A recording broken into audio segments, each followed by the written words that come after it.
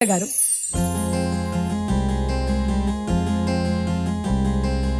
ఎవరు రాయగలరు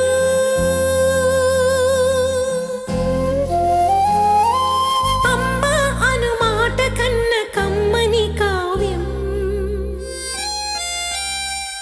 ఎవరు